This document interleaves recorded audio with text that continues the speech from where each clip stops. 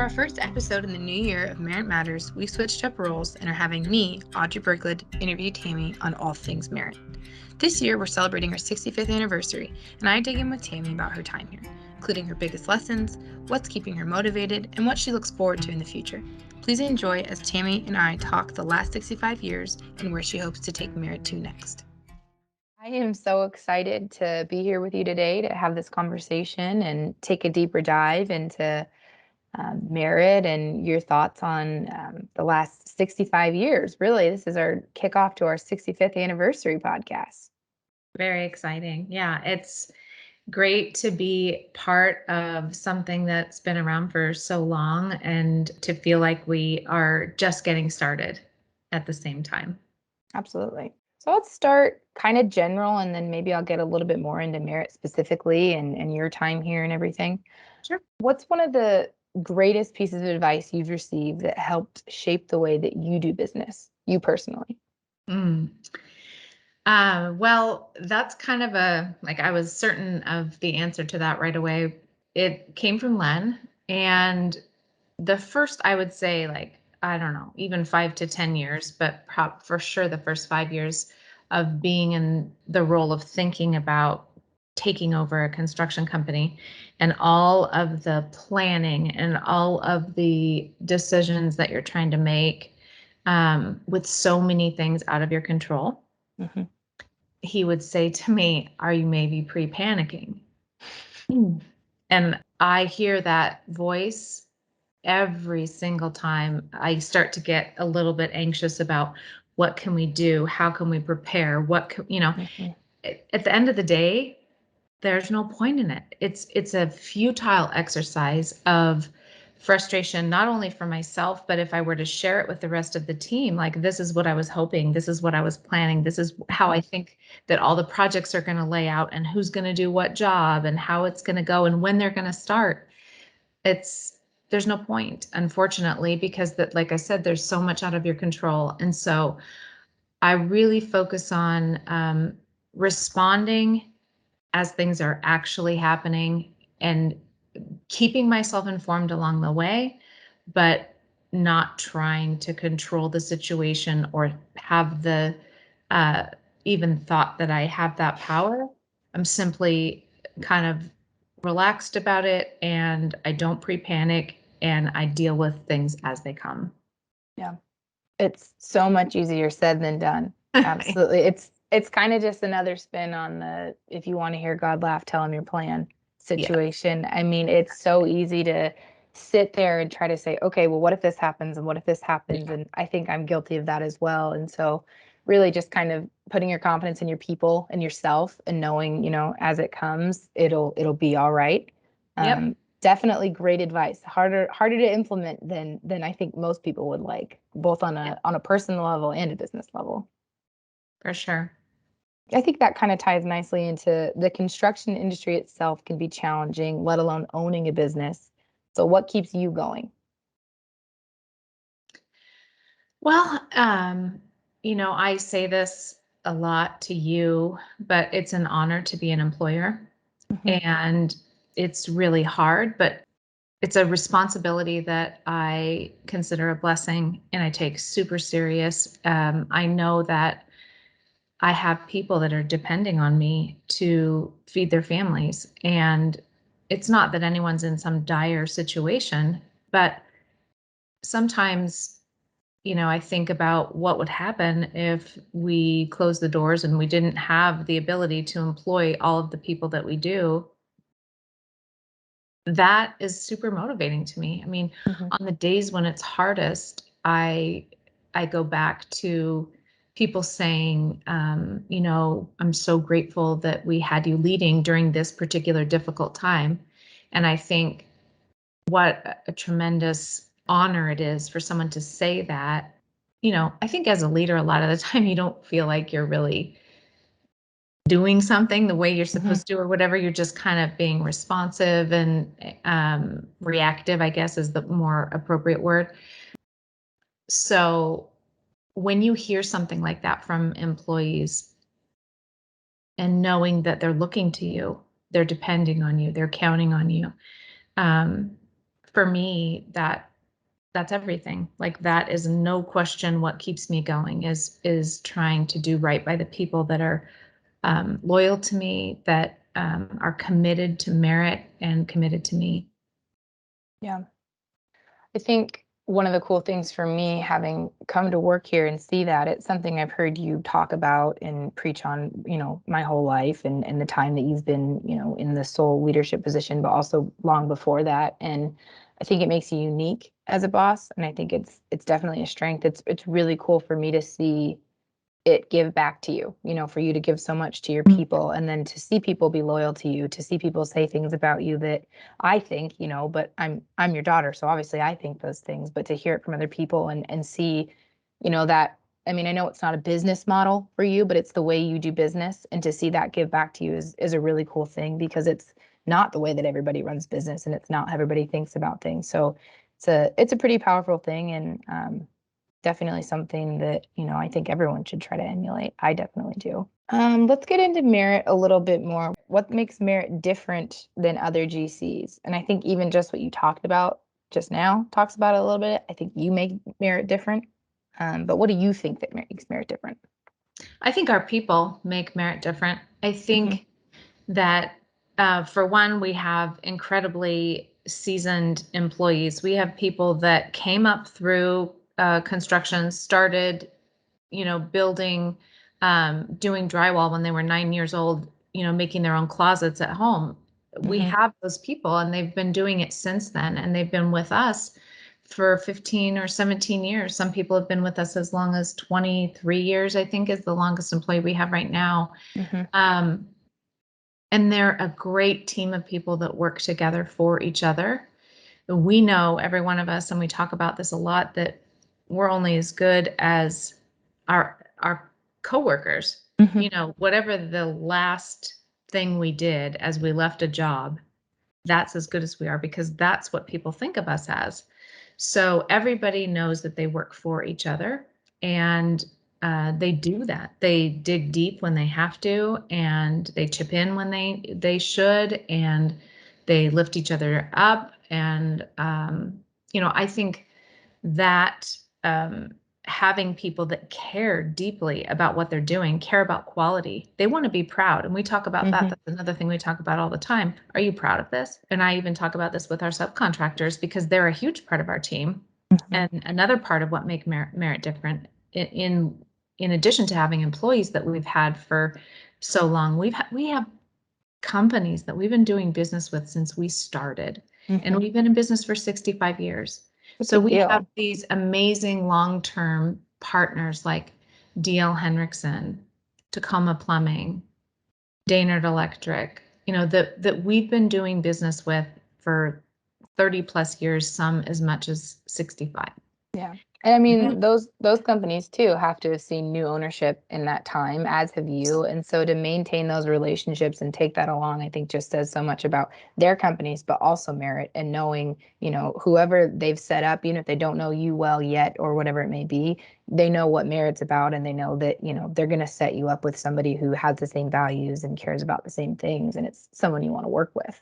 And that is the foundation that was laid way before I was ever here. And it's the understanding from Jimmy to Len, and then Len to me, of these are people, these are our people. These are people we can trust. These are people we care about. We will protect them, and they will do good quality work for us.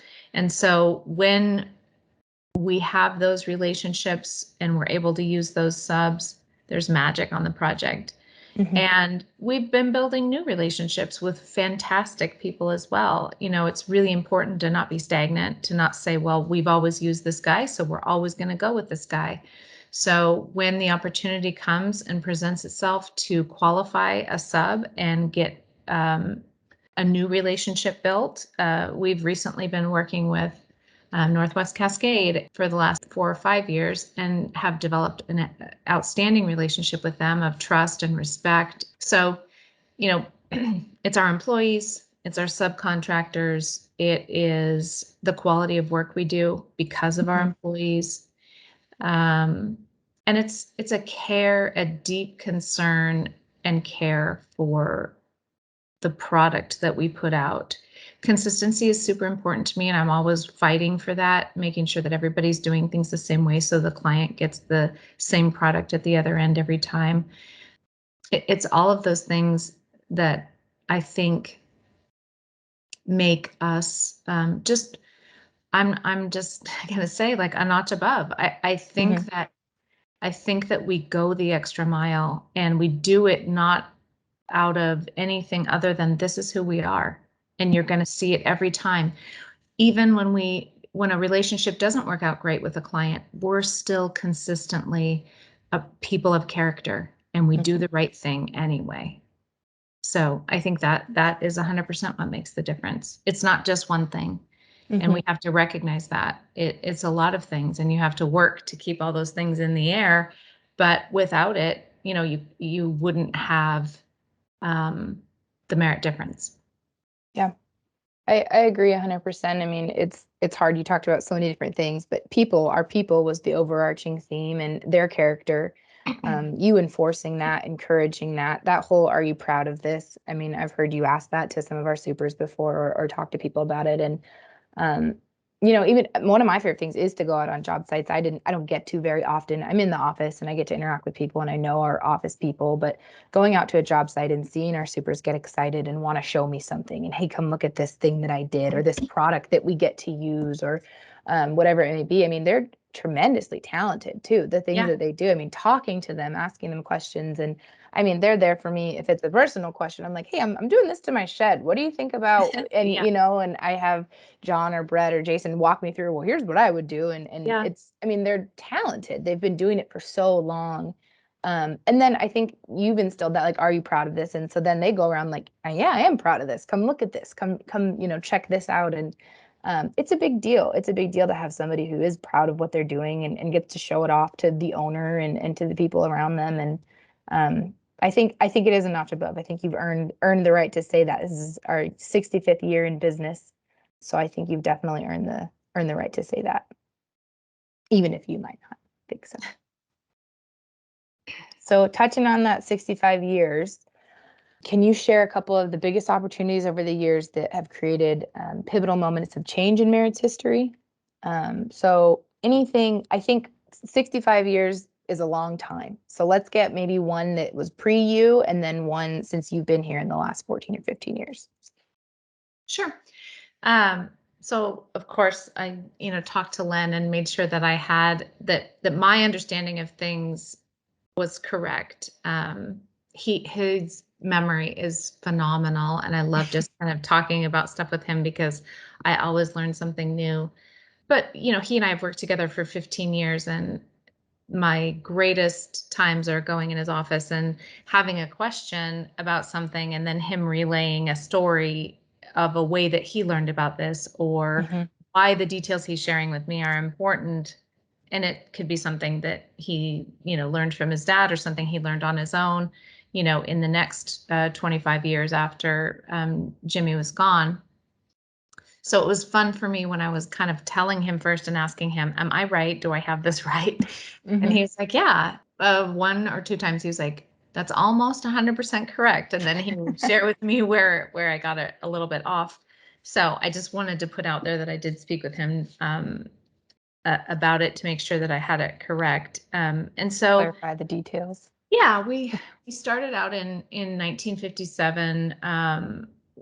Doing construction, doing actually all kinds of construction. We did residential at one time. We built single family as well as multifamily. We don't do residential anymore. We will do a commercial property for a multifamily. But that was, just fun to kind of talk about that and Hmm. think about all the different things we've done over the many years. So we started with team build, I think, or design build really at that time, I think is the biggest pivotal movement in Merit as a company. And it still today is so critical to everything we do. It is who we are. So the Tacoma Dome was one of the first projects that we did in this fashion, and it wasn't being done at that time. Here was this huge project, and there were several large subcontractors, and then there were the architects and the engineers, and trying to figure out who has the bonding capacity to do this in our, our little town of Tacoma. Mm-hmm. And so what they did is they put together a company, a joint venture of Tacoma Dome Associates and the general contractor, the mechanical, electrical, and plumbing team all got together and formed an entity. And then they had the ability to use all of those bonding capacities, Mm-hmm. and they designed it together. The city of Tacoma actually awarded the project as a design build project, which was something that was simply not done at that time. Mm-hmm. And so when we talk about being a pioneer, it's real. It's not like something that we use the word or throw it around as if we should be allowed to say it. It really is something that Merritt was one of the first to do. And that brought out, I think, that collaborative energy that Jimmy worked on during that time. And just for the sake of history, Len worked on that job as well out in the field and in a management role. But Jimmy's energy about the collaboration Mm-hmm. and understanding how that could make a difference, all of the key players being in on it up front during the design phase, that was pivotal for us. So Merritt also has been a landowner and has been a developer. And when I say Merritt, that was the pre-Tammy Merritt, Mm-hmm. because I don't own any of the properties that Len and Carl have or anything to do with that. That's their business that they have thrived in. But they've done that as a result of understanding, okay, as developers, we took these properties and we developed them and then we built on them. And we Mm-hmm. did it in a design build fashion / team build, depending on the project.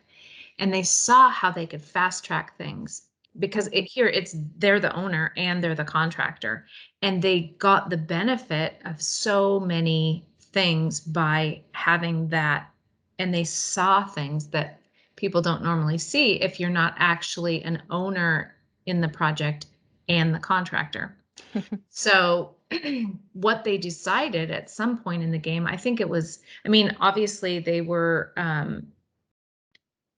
I want to say it was the World Trade Center was one of them that they were a part owner in, and the World Trade Center ownership had the benefit of everything they had learned as developers.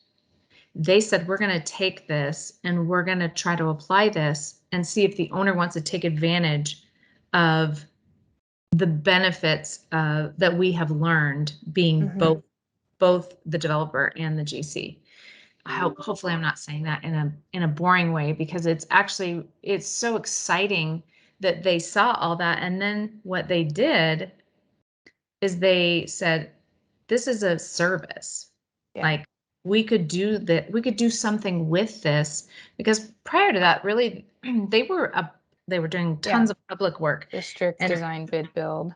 yeah, and in a public world, Yeah. not in a private world. And so they were doing primarily, so maybe 90% public and 10% private. And those private jobs were people that they knew. They Mm-hmm. were business relationships that Jimmy had Yeah. with people, or they were people that had seen uh, the quality of construction that they had performed, and they were like, would you be interested in doing something with us? And then they only did their own work as well, Mm-hmm. their own development. So in that late 80s, early 90s, they made the shift and went from being primarily a public design bid build, and said, we're going to take what we've learned at the Tacoma Dome. We're Mm-hmm. going to take what we've learned in these private relationships and in our own development work, and we're going to offer these services to clients. And we're going to let them have the benefit of our knowledge and sell it to them and share it with them, like how this can help them, how this can save them money, how it can save them time, all of these things. And that model that they shifted to is what we thrive in today. That is who we are, and that is at every turn we are like, what can we do for the owner to help this move forward? Mm-hmm. It doesn't work well when you're in a public environment and the brakes have to go on every time there's a shift or every time there's a change. Mm-hmm. Nobody benefits from that. Mm-hmm. Um, and some owners, even not in a public world, but in a private world, get very nervous if you try to make a shift kind of on the fly, because you're like, if we don't do this now, it's going to take us twice as long. Mm-hmm. And so that is one of these things I say a lot. And I say construction moves at the speed of trust. And I believe that completely. And what happens when somebody puts the brakes on for you, it costs them money. And then there's, apprehension between you. It costs time, it costs all kinds of things. Well, with team build, you get that opportunity to build that trust that isn't there in like a hard bid setting where it's like, oh, you were lowest, come on board, let's see what goes on. And you're only there because you were the lowest bid. And in a team build scenario, a lot of times we've interviewed, we've been on board from the very beginning. We're working with the owner, with the architect, getting it all together. And you've had this whole pre-con time to build trust and to watch, the value engineering, watch us, our people work for you. And so then, a year into a project, when you say this has to happen, otherwise, it's going to be, they're like, okay, I know, I Right. believe you, I trust you, I've seen you work for me, and let's move forward on it. And, I've heard you, it's funny to even hear you say, that was a shift in the 80s or 90s. I'm like, wow, this is still what we do today. I mean, something so long ago being so pivotal and so important to what we're doing now. And recognizing that as the owner and the GC in that scenario of like, how can we make this better for the owner because they were the owner in that scenario, and then kind of landing on team build and really seeing how that does play out, because it does. I've heard you say it already, I think 1,000 times since I've been here, that construction moves at the speed of trust, and team build I think really does give you that opportunity to have that trust. I mean, sometimes you have a relationship with somebody prior to building, sometimes you don't. And so that pre-con time is so important to build that and for them to figure out who we are.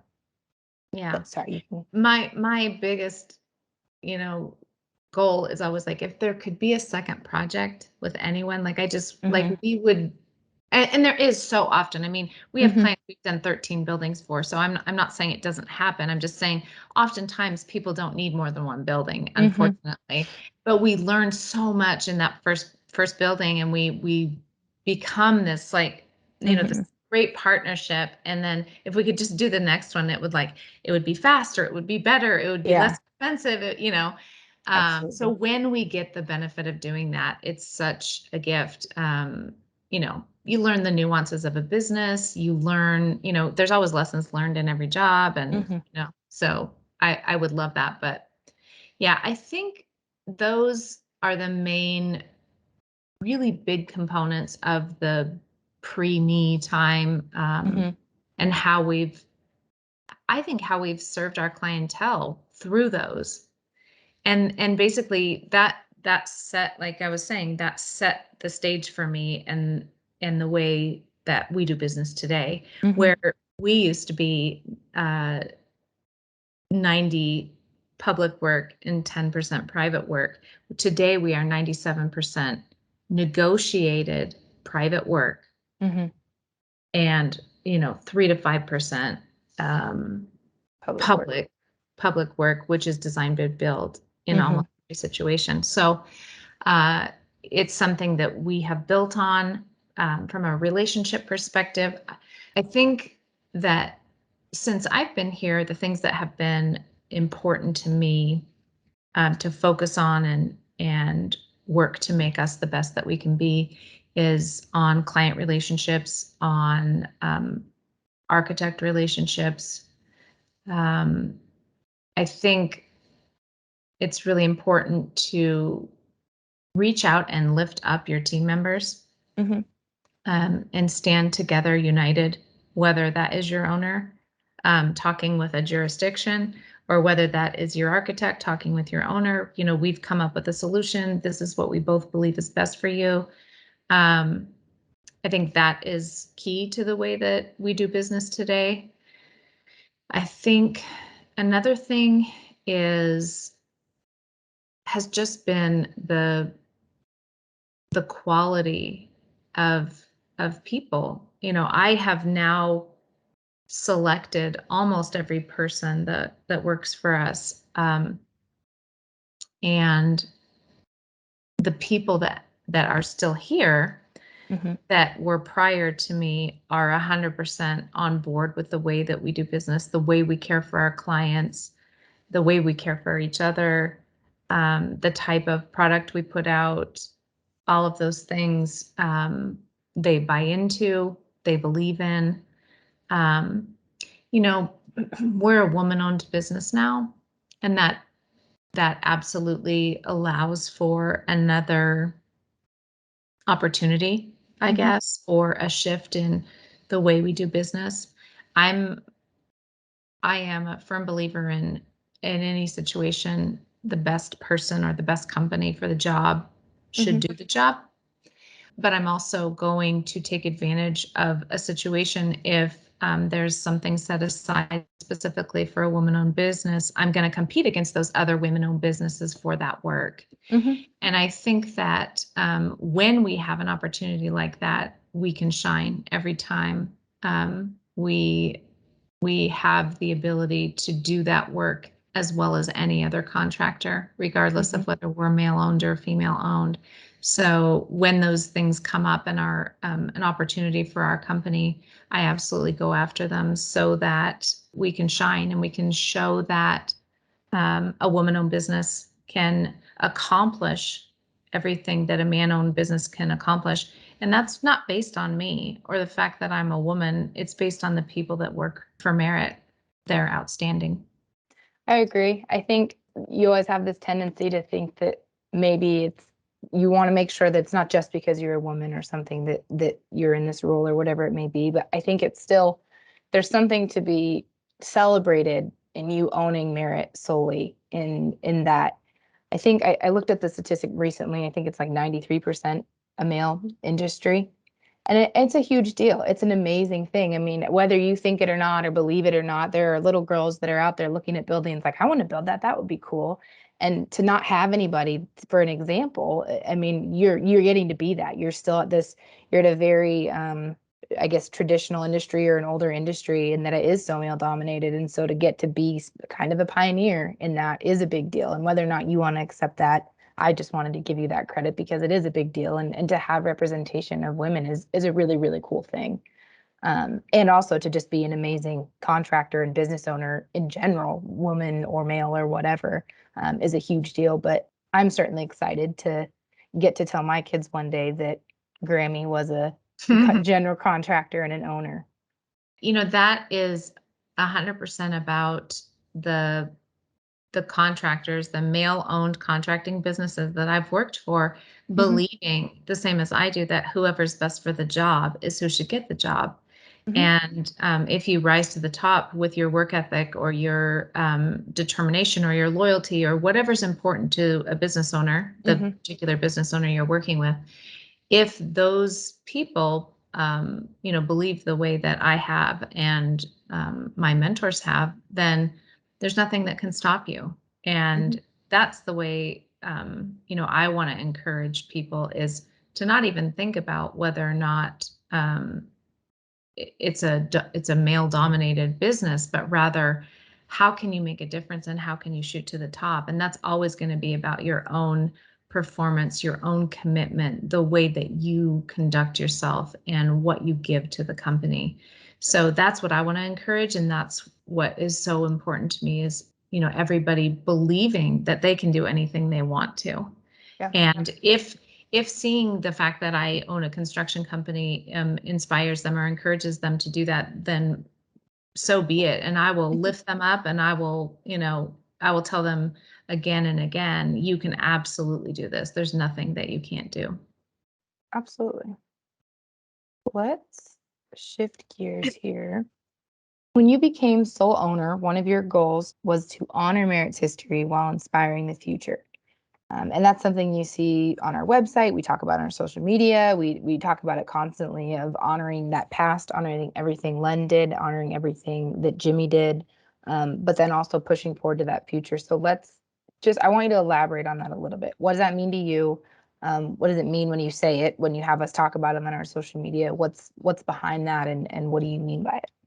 Well, it kind of lends itself to what I was just sort of starting to talk Mm-hmm. about a little bit. But I believe that the foundation was laid before I was ever here. And I need to always remember everything that was done, Mm-hmm. prior to me being here. And I need to never forget the battles that have already been won, the lessons that have already been learned. Um, you know, I think it's so important to not get into a position, say, of authority and then feel like now I'm going to be like this because now I'm in a Mm-hmm. position of I have authority. the power. I can if I Yeah, want to. I think it's so important to never forget every step that was taken and honor all the work of the people that have been there prior to you. Mm-hmm. I think that's the legacy. So, Jimmy built something amazing and Len carried that on, and he honored the relationships that his father had built, and then he built new ones and he added to that, and he maintained what had been put before him but also grew it. And Mm-hmm. that's what I care about. That was the example he set for me. And through his generosity, of his knowledge, of his ability to put me in a position where I could grow into an ownership situation. That's the only way I got to where I am. Mm-hmm. Him teaching me what I needed to know, him pushing me when he needed to push me. So I look back to, like I said earlier, the lessons that, I have Mm-hmm. I have a book that I Mm-hmm. call Book of Len, which Mm-hmm. is all the lessons that I have learned from him, whether he told me something and I wrote it down, or he sent me an email, or I just observed and witnessed something that I wanted to be sure that I always honored and emulated. I think it's just so important to take those things and then build on them. Mm-hmm. That's my foundation to me. That's who I need Merit to continue to be. I came into it with built on integrity, strengthened by character, renowned for quality. Those Mm-hmm. were our taglines when I started Merit. I took those taglines to heart. And I even told Len when I was in my interview 15 years ago that I wanted to work for a man of character. It was very important to me. And, he said, I will do my best to always honor that and never let you down. I don't know exactly, I'm paraphrasing, but he has never let me down, and he has been someone that I can look up to. He has been there for me every step of the way. And so now it's my responsibility to do that for every one of the employees that work with us now. I need to grow them. I need to grow the business to provide new opportunities for them. If we don't grow the business, I don't need more superintendents. So I have, Sean Fox out there working to grow himself, to be better, Mm-hmm. to be more. And he's been moved into a foreman role. If I don't grow this company, we won't need another superintendent, and I failed him. Mm-hmm. So I just take all of that and believe that it's just important to know where you've been, honor where you've been, honor all of those that contributed to your own success, and then ask yourself, how am I going to do that? How am I going to pay that forward? Mm-hmm. How am I going to honor their legacy? And to me, legacy, as I said, is about something going on after you. Mm-hmm. I don't want someone to be like, Tammy's legacy was, um, you know, whatever. I Mm-hmm. want everyone to see my legacy living on long after I'm gone, and that I was just a piece of that, and that I honored Len's legacy by Mm-hmm. continuing going, and in so doing, I honored Jimmy's legacy. Mm-hmm. And I hope that someday, you will be doing the same for Mm-hmm. me. I think that's such a huge, I mean, it's big of you, right? There are a lot of people that can come into these types of roles, and like you said, I'm the boss. This is how it's going to work now. This is what's going to happen, especially businesses that have been around for 65 years, because we're in a lot different world than we lived in the 80s, and Mhm. things are different, and there are things that you have to do now.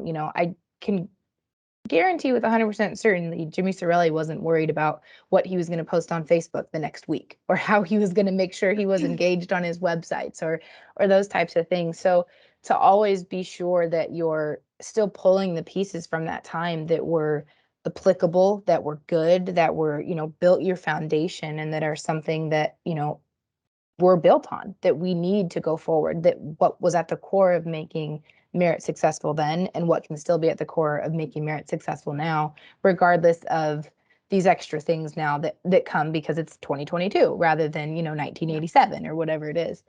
And 1957. 1957, even so. Yeah. Yes, that's even quite a bit further back.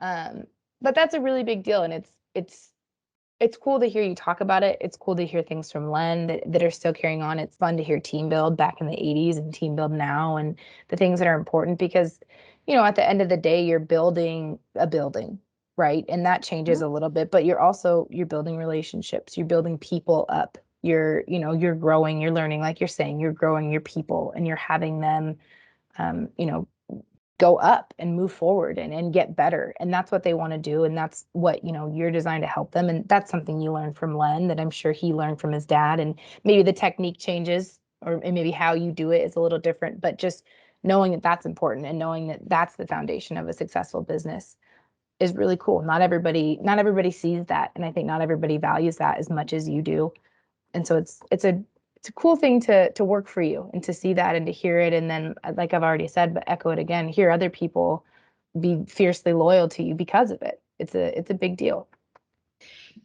Thank you. I appreciate that. We were You're we were welcome. talking about something that was kind of pivotal. You were talking about earlier, and what you were just saying made me think of something. When you say you're building a building, or you're at the end of the day, it's almost like you're saying you're just building a building, which is the truth of the matter. Okay. Hmm. But I think I think one of the things that I feel really good about is that we don't think of it that way anymore. Hmm. And that has been really important to me, is understanding that we're building communities and we're building the future. Hmm. And the best way I could describe that and know that that has happened and that is real is having one of my top superintendents worked on, not a super pretty building. It was for the Boys and Girls Club, and they needed to do an upgrade. And he worked on that thing. And at first, you have to understand that as a superintendent, you want to work in different mediums. You get excited when you're going to get to do woodwork, and you get to do Hmm. concrete work, and you get to do a variety of things because it challenges you. Hmm. And this was not something that had a lot of fancy things that were Yeah, happening. diversity in what you were Yeah, doing. yeah, exactly. So he worked on this building, and he kind of expressed a little bit. It was more so after he recognized what the impact of this building was, but he was honest, and seeing the kids in this Boys and Girls Club, and seeing that this is home to some of these kids. This is so important. It's Hmm. so much more important than a warehouse maybe that I built. This Hmm. it's community. This maybe slightly less attractive building Hmm. we did here, that we did a remodel on. This is what's important. And we Hmm. are not just building a building. We are building a community, and we're building the future. Um, that is something that I'm proud of. And to see the light bulb come on and have people look at it the way I do, Hmm. um, that makes me happy, and that makes me proud. And I believe that that is something that is unique also to Merit, and to the leadership that we have right now. Hmm.